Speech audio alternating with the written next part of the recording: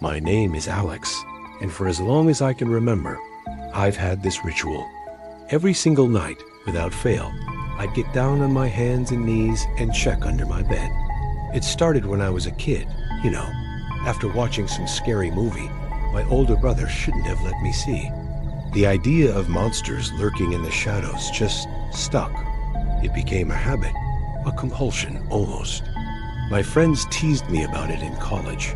My ex-girlfriend called it my silly little quirk. But for me, it was the only way to silence that nagging voice in the back of my head. The only way I could truly relax and fall asleep. That quick glance into the empty, dusty space beneath my mattress was my nightly dose of peace. As I got older, the ritual felt more and more absurd. I was a grown man, living alone in a secure apartment building on the 5th floor. What could possibly be under there? A very stealthy, very flat burglar? A dust bunny with a grudge? The logic was undeniable. The fear was irrational. So, I started a new mission to break the habit. I began by just peeking for a second, then just a quick glance from a distance. Last month, I managed a whole week without checking at all. I felt proud, like I'd finally conquered this childish fear. The world didn't end. No monster ate my feet. I was free. So last night, I decided to make it official. I got into bed, turned off the lamp, and just didn't check. I laid there in the dark, my heart thumping a little faster than usual. I told myself how ridiculous it was. I was an adult. I was safe. I rolled over, squeezed my eyes shut, and forced myself to think about my presentation for work tomorrow.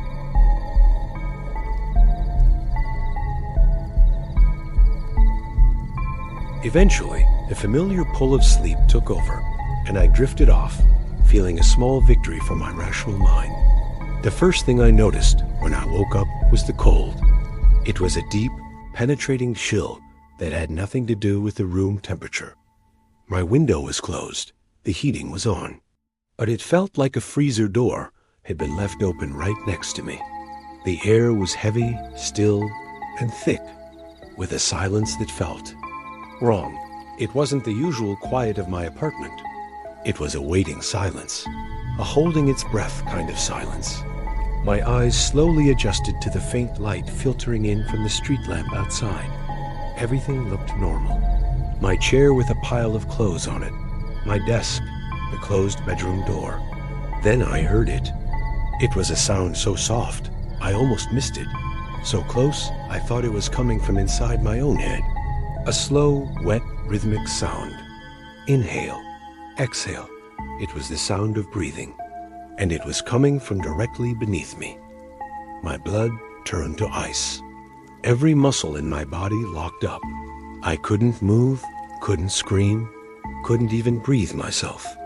My childhood fear, the one I had just proudly dismissed, came roaring back, but this was 1,000 times worse. This wasn't imagination. This was real. The breathing continued its steady, patient rhythm. A wet, guttural sound that seemed to vibrate up through the mattress and into my bones. My mind was a whirlwind of pure, unadulterated terror. How? How long? Was it there every night? Was my silly little ritual the only thing keeping it at bay? A silent agreement I had just broken? I lay there for what felt like an eternity, paralyzed, listening to the slow, steady rise and fall of a breath that wasn't mine. My eyes were wide open, staring at the ceiling, tears streaming silently down my temples and into my hair. I didn't dare move a muscle. I didn't dare make a sound. The breathing under the bed never faltered, a constant, horrifying reminder that I was not alone. Then the breathing stopped. The sudden absence of the sound was somehow more terrifying than the sound itself. The silence stretched, tight and brittle. I held my own breath, my ears straining for any noise.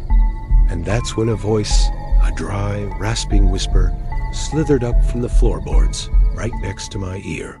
It was a voice that sounded ancient, filled with a patience I couldn't comprehend. And all it said was, "I've been waiting for you to stop."